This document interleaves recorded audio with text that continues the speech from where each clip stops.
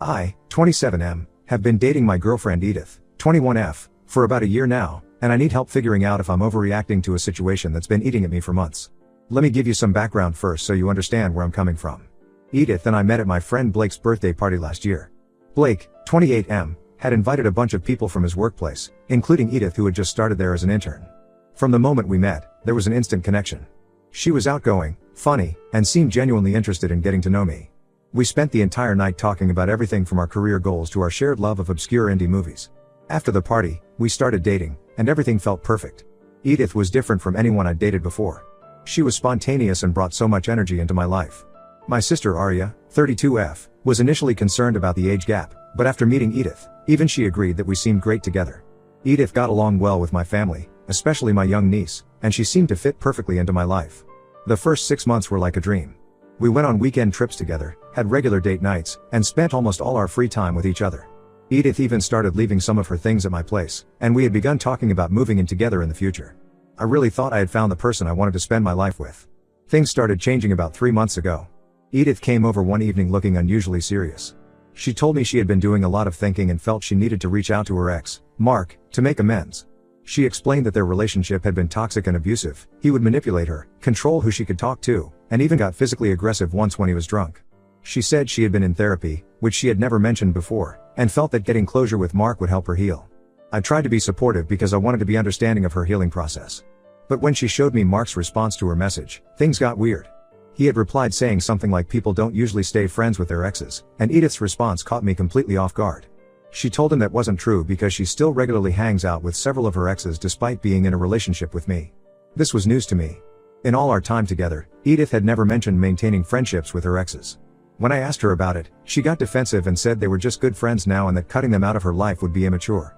She mentioned 3 guys specifically: Chris, who she dated for 2 years in high school, Tyler, who she was with during her first year of college, and David, who she dated briefly before meeting me. I tried to be open-minded about it. After all, I'm still friendly with one of my exes from college, though we only interact on social media occasionally. But something about the way Edith was handling this felt off. She started being more protective of her phone, changing her passwords, and being vague about her plans.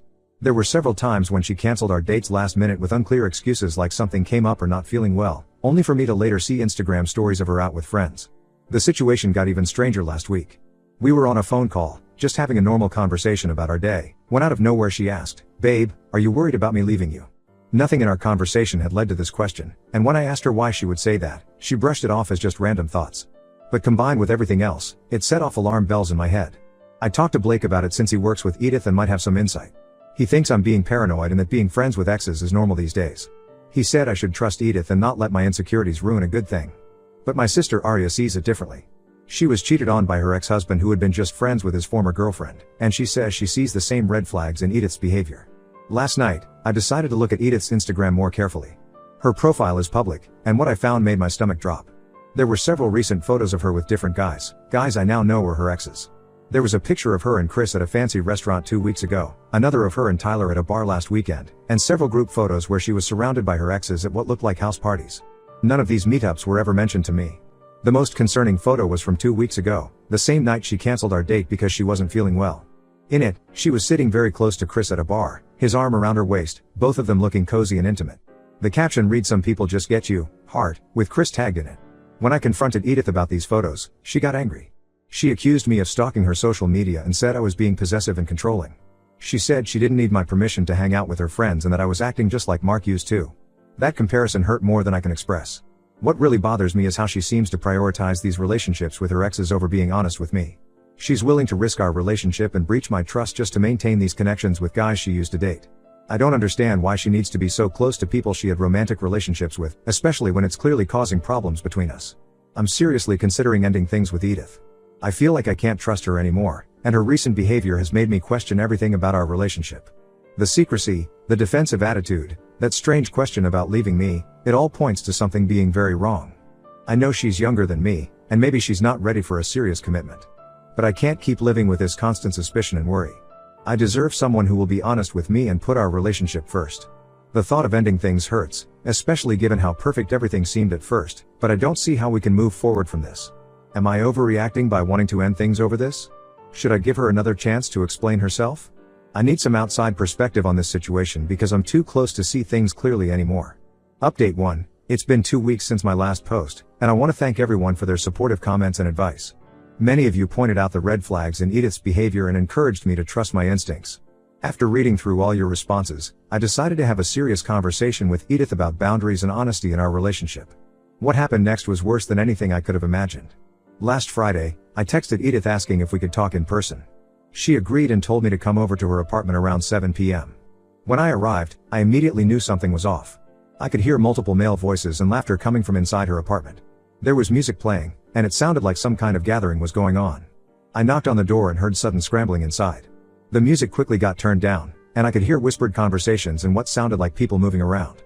After about a minute, Edith opened the door, looking flustered. She tried to block the entrance with her body at first, but I could see past her into the living room. What I saw made my blood run cold. Sitting there were 3 of her exes: Mark, the supposedly abusive one, Chris, the one from the Instagram photos, and Tyler. They were all lounging around her living room like they owned the place. There were wine bottles and glasses on the coffee table, and it was clear this was some kind of intimate get-together that Edith had deliberately hidden from me. Edith tried to play it off as just a casual friend gathering, but the tension in the room was unbearable. Mark, who she had described as abusive just months ago, was sitting comfortably on her couch with a wine glass in hand, looking at me with this smug expression. Chris and Tyler at least had the decency to look uncomfortable when I walked in. When I asked Edith why she hadn't mentioned this gathering to me, she got defensive immediately. She said she didn't think it was important to tell me every time she hung out with friends. Friends, that's what she kept calling them, as if I was supposed to forget these were all guys she had been intimate with in the past. What made it worse was Mark's behavior. Throughout our conversation, he kept making snide comments about how controlling I was being. He said things like, "See, this is why you can't have a normal friendship with an ex, and some guys just can't handle their girlfriends having male friends." Each comment was clearly designed to provoke me, but I tried to keep my cool. Chris and Tyler mostly stayed quiet, but I could tell they were watching everything unfold with uncomfortable expressions. At one point, Tyler got up and went to the kitchen, gesturing for me to follow him. Once we were alone, he revealed something that confirmed my worst fears. Tyler told me that these gatherings had been happening regularly for months. Edith would organize them whenever she knew I was busy with work or had other commitments. He said they would drink, reminisce about old times, and Edith would often talk about how she missed aspects of her past relationships. According to Tyler, she frequently expressed doubt about being ready to settle down and would compare me to her exes. The worst part was when Tyler mentioned that Edith had been acting particularly close with Mark recently. Despite her claims about his past abuse, she had been texting him frequently and meeting him one-on-one. Tyler decided to tell me because he felt guilty about the whole situation, especially after seeing how Edith had been manipulating everyone. Armed with this information, I went back to the living room and confronted Edith. The alcohol must have lowered her defenses because she finally broke down. Through tears, she admitted that she had been feeling confused about her feelings. She said she loved me but missed the excitement and drama of her past relationships. Then came the confession that broke me. She admitted to kissing Mark at a party 2 weeks ago, the same night she had told me she was having dinner with her girlfriends. She swore it didn't go beyond kissing, but at that point, I couldn't believe anything she said anymore. I left her apartment feeling completely numb. Blake, who works with Edith and had previously defended her, called me later that night after hearing what happened. He finally admitted that he had been wrong about her and apologized for not seeing the signs earlier. Arya has been incredible through all of this. She immediately offered me her guest room to stay in while I figure things out. She says she recognized the pattern because it was similar to what her ex-husband did before she caught him cheating: the secret meetings, the gaslighting, the defensive behavior. Since that night, Edith has been constantly messaging me. Her texts swing wildly between desperate apologies and angry accusations. One minute she's begging for another chance, saying she'll cut off contact with all her exes, and the next she's accusing me of being controlling and ruining her friendships. Her friends have started reaching out too, trying to defend her actions. They keep saying things like she's young and still figuring things out and you can't expect her to cut off people who were important parts of her life. One of them even suggested that I was being unreasonable for not wanting my girlfriend to be close friends with guys she used to sleep with. I haven't officially ended things yet, but I think we all know where this is heading. I need some time to process everything and figure out how to handle this situation. The trust is completely shattered, and I don't see how we could ever rebuild it. Finding her in her apartment with 3 exes, learning about her secret meetings, and discovering she kissed Mark, it's all too much to forgive. Right now, I'm focusing on taking care of myself and trying to make sense of everything that happened. I know I deserve better than this, but it still hurts to realize that the person I thought I knew was capable of such betrayal. I'll update again once I've figured out my next steps. Thank you all for helping me see the situation clearly. Update 2. It's been a month since my last update, and I've discovered even more disturbing information about Edith's behavior that I need to share. After the confrontation at her apartment, I decided to take some time to clear my head and went low contact with her, only responding to messages about picking up each other's belongings. During this time, several people came forward with information they had been hesitant to share before. The first revelation came from Amy, Edith's roommate. She reached out to me through Instagram about a week after the incident. At first, I was hesitant to respond because I thought she might be trying to defend Edith, but what she told me changed everything. According to Amy, Edith had been doing far more than just hanging out with her exes. She had been staying overnight at their places multiple times over the past few months. Every time she told me she was at girls' nights, family events, or work trips, she was actually with one of her exes. Amy said she felt horrible for keeping quiet, but Edith had sworn her to secrecy, claiming that I was overly jealous and would overreact. Amy shared that Edith would often come home early in the morning, clearly having spent the night elsewhere. When Amy confronted her about it, Edith would brush it off, saying she was just reconnecting with old friends and that I wouldn't understand. She even asked Amy to cover for her if I ever called asking where she was. But the biggest bombshell came from Rebecca, Chris's girlfriend. Yes, you read that right, one of the exes Edith was seeing behind my back was in a relationship too. Rebecca found me on Facebook and shared screenshots of conversations between Edith and Chris that made me sick to my stomach. The messages went back months. They started innocently enough with reminiscing about their past relationship, but quickly turned flirtatious. There were late-night messages about missing each other, plans to meet up alone, and discussions about keeping their meetups secret from both me and Rebecca. Some messages explicitly referred to physical intimacy and planned overnight stays. Rebecca was devastated too. She had no idea Chris was cheating on her until she borrowed his laptop for work and found the messages still logged in. She decided to reach out to me because she thought I deserved to know the truth, just like she would have wanted to know. With this new evidence in hand, I confronted Edith one final time. We met at a neutral location, a coffee shop near my office. When I showed her the screenshots Rebecca had sent me, her whole demeanor changed. Instead of the usual defensive anger, she broke down completely. She admitted to sleeping with both Chris and Mark over the past few months. Her excuses were pathetic. She said she was young and needed to explore her options before settling down. She claimed she was afraid of committing to one person without being sure she wasn't missing out on something better. The worst part was when she suggested that we could work through this if I was willing to give her another chance, as if finding out about multiple affairs wasn't reason enough to end things. I ended our relationship right there in the coffee shop. I told her I never wanted to hear from her again and blocked her number, social media, and email before walking out. But Edith wasn't done trying to control the narrative. She started reaching out to our mutual friends with her own version of events. According to her, I was partly to blame for being too controlling and pushing her away. She claimed that my obsession with her friendships with her exes had driven her to seek comfort elsewhere. Some of our mutual friends actually took her side, saying I should be more understanding of her age and confusion about relationships. Blake, who witnessed some of this happening at work, told me that Edith has been playing the victim, telling everyone who will listen about how I abandoned her when she was just trying to figure things out. She's even suggested that my controlling behavior was similar to what she claimed her ex Mark had done to her, the same Mark she'd been sleeping with behind my back. The whole situation has shown me who my real friends are. While some people have bought into Edith's manipulation, others have stood firmly by my side. Arya has been particularly supportive, reminding me that Edith's actions reflect her character, not mine. I'll post one final update soon to let you know how everything turns out, but for now, I'm focusing on healing and moving forward. The truth about who Edith really is has been painful to accept, but at least I know I'm making the right decision by walking away. Update 3, it's been 3 months since everything happened, and I'm finally ready to share my final update. After blocking Edith and exposing her affairs, I focused on healing and moving forward with my life. However, Edith wasn't done with her games, and things got worse before they got better. In the weeks following our breakup, Edith started showing up at places she knew I would be. At first, I thought these encounters were coincidental, but they became too frequent to be random.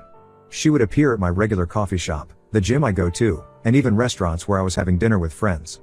Each time, she would try to force conversations, acting like she just happened to be there. The situation escalated when she showed up at my workplace one afternoon. She walked into our office building, claiming she needed to talk to me about important relationship stuff. When my colleagues told her I was in a meeting, she refused to leave and started causing a scene in the lobby. Security had to escort her out while she was yelling about how I was ruining her life by ignoring her. My boss was understanding about the situation, but it was incredibly embarrassing. Things got even worse when Edith started spreading rumors about me being emotionally abusive. She told people that I had isolated her from her friends, her exes, and controlled who she could talk to. Some people actually believed her, probably because she's always been good at playing the victim.